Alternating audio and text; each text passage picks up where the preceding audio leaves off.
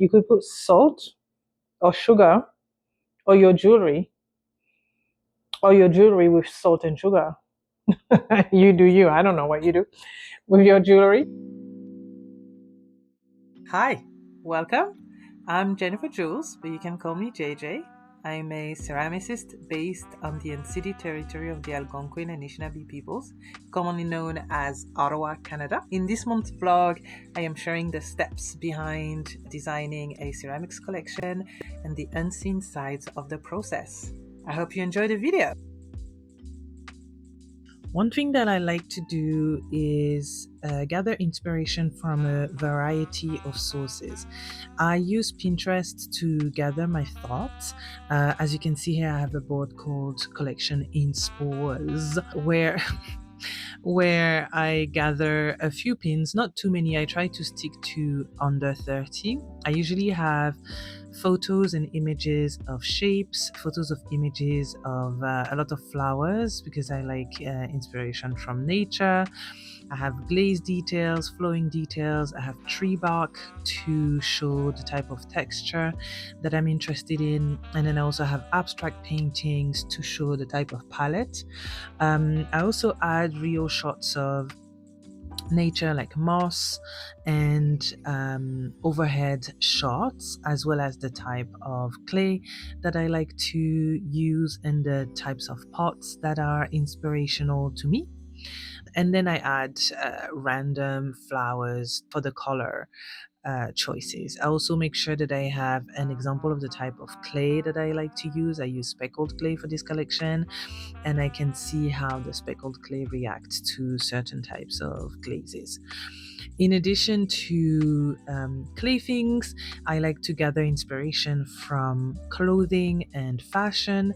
I love texture details, fabric details, and patterns. And so I really use fashion also as an inspiration for the mood and the vibe that I'm looking for. Another tool that I use is Public Work, the Public Work website, which is a reference of many illustrations, like actual human made real illustrations from the past and the present.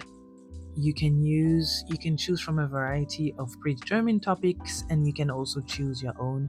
So here, for example, I chose for painting texture because I wanted to see how those two words, oh, this eye is scary, how those two words were going to relate to each other and the type of work that they were going to show. I love to be inspired by art. These are tiles of, I want to say, from scientific journals or maybe nature journals, I'm not sure. And then this is an example of a piece of art that is inspiring to me. I love the colors, I love the vibe.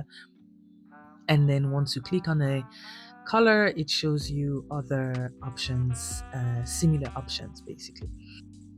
Where I found my other pictures on Pinterest of flower buds and flower details was actually on Public Work, so I mixed the two. And so I just use this as an inspiration for the vibe, the colors, but also the direction of my collection.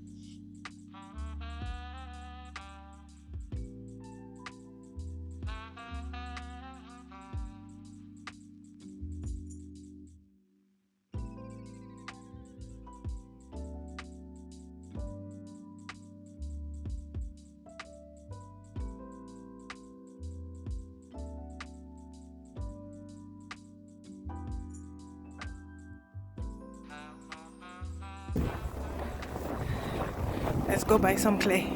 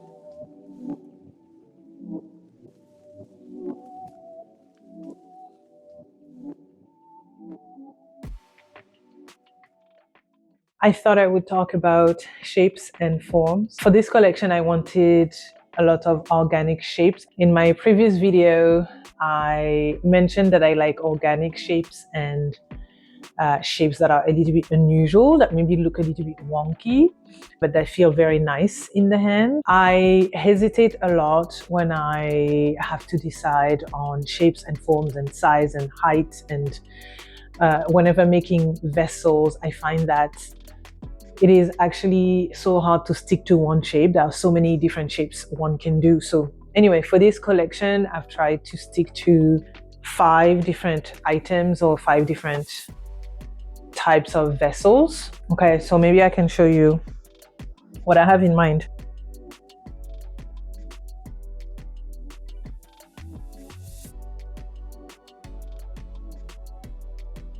So I'm going to stick to mugs, shawan bowls, the jars, plates, and cups. So I want them all to have this lumpy, organic look with finger dents and areas where you can hold and hug the mug.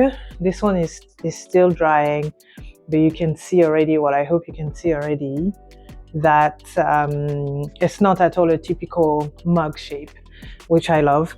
So I'm going to make big ones like this. I'm going to make smaller ones like this. This one is also drying. It has a cute little foot, these little divots, and these little thumbprints that I created when they were just about drying, leather hard. And that makes holding the mug so much better and more organic. So it's an organic shape for an organic feel, and I love that. And then it looks weird inside. Look at that, how nice. Will give some funkiness to your drinks. I'm making sets, so hopefully each shape will have a set of 2 that will match-ish. Then I will have shawan balls. This one is already bisqued. Do this because my mic is here. This is the shape that I love. I was just drinking from one that I finished that has the most beautiful glaze I have ever seen. So shawan bowls are lovely. And they're made for matcha, I believe. But I mean, I drink tea in them, and I'm sure you can drink hot chocolate if you want. So these are shawan bowls. That is a little shape that I like to make with a rounded bottom, either round or square. I have a bigger one that I just made 2 days ago that has a square shape, well, square-ish here, and a little divot for your hands, and it's so nice. It's so nice to hold, to hug your drink. Then in terms of little jars, I have made these. This is also bisqued already. It just needs to be glazed, and it's quite lovely, so I thought I would share. I do this little loopy detail at the top, and I would like to do different sizes. I don't know what you can put in them. I mean, you could put salt or sugar or your jewelry with salt and sugar. You do you. I don't know what you do with your jewelry. You could put matches. You could put all sorts of things. And obviously it's going to be glazed inside, so it's going to be waterproof. You could even put butter. I wouldn't recommend putting butter. Anyway, this is the little jar. In terms of cups, handless cups, I am trying this design. I don't know if you can really see the details on the lid, and it also has the little divots that I mentioned with the mugs to make it so nice to hold. It just feels very, very natural to hold in your hand. So I'm looking forward to seeing how this turns out, because it's actually very lovely. And it will also allow for glazes, more on glazes in a minute.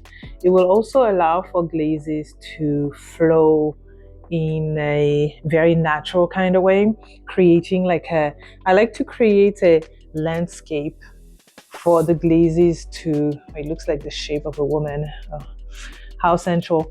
But for the glaze to flow and to interact with each other. And it usually breaks on the top and then flows down and mixes with each other. So that's the hope with those cups. And then I have plates. You know, I have really enjoyed making plates, and I'm trying to find the design that speaks to me the most. So here I have kind of reproduced this little pattern that I have in the cup, as you can see. Is it a set? I don't know, maybe. And so it's a lovely thrown plate that is small size, I would say, small-ish, medium size. So I would like to make more plates that have just a different shape. So this one I added a little detail on the rim just to give it some va-va-voom, I guess. And it also has a nice little foot.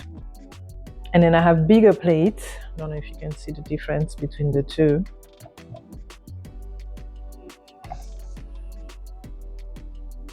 But I have bigger plates that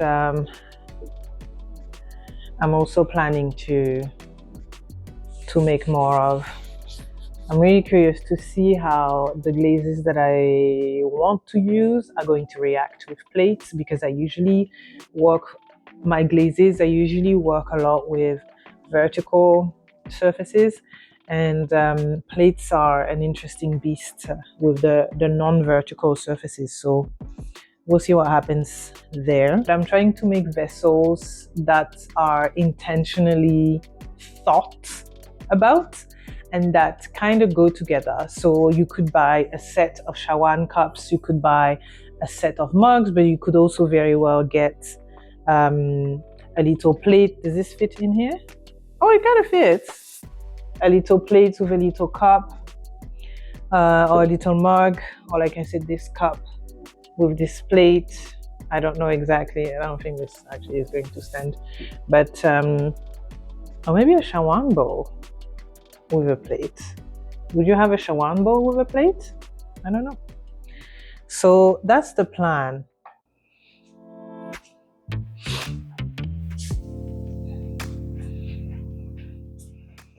Okay. So the cup I was drinking from earlier is part of a set of a glaze experiment that I've been running that I think turned out so nice. It's a glaze that has crystals in it, and it really reacts with the clay. I was hoping to overlap it with a pink glaze. This was the test that I did. This was supposed to be pink. I'm not sure what happened, but I guess if you look inside enough, close enough, and squint a little bit, you might see some pink. But the idea was to overlay this with a cream-like glaze to achieve these variations of color that I think are just lovely. I'm going to, because this is my first test, I'm going to bring this one to my sister, who I am meeting in Martinique in a few weeks. She doesn't know it's a surprise. Surprise!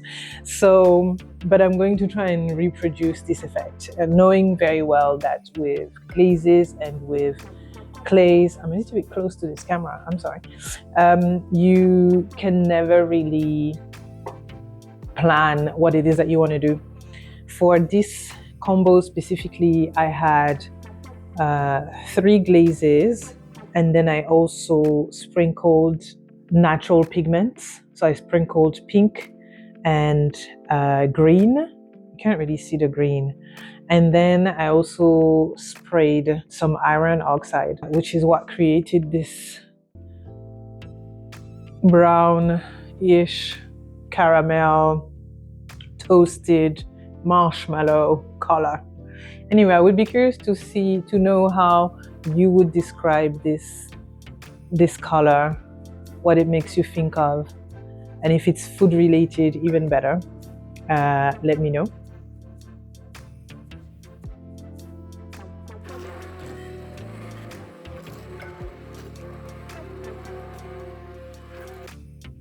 I've never liked using textiles.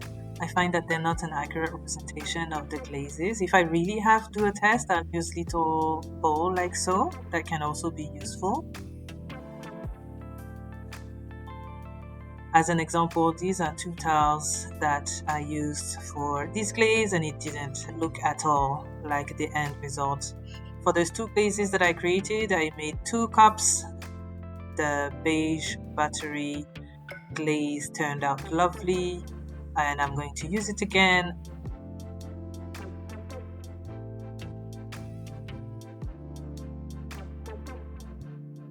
And the June Berry Purple that was supposed to be pink did not do so well.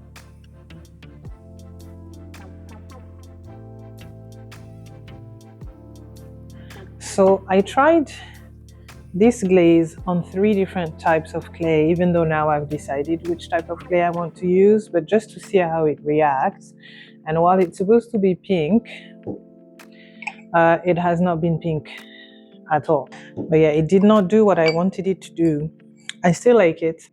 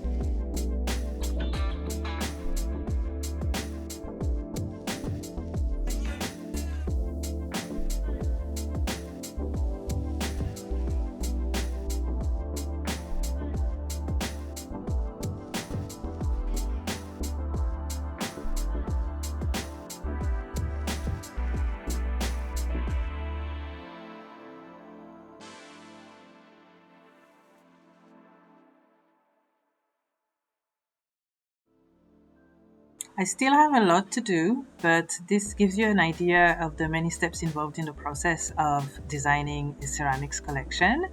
Next month, I am flying to my home in the beautiful island of Martinique, where I will play with new types of clays and attempt doing a pit fire in my mother's backyard.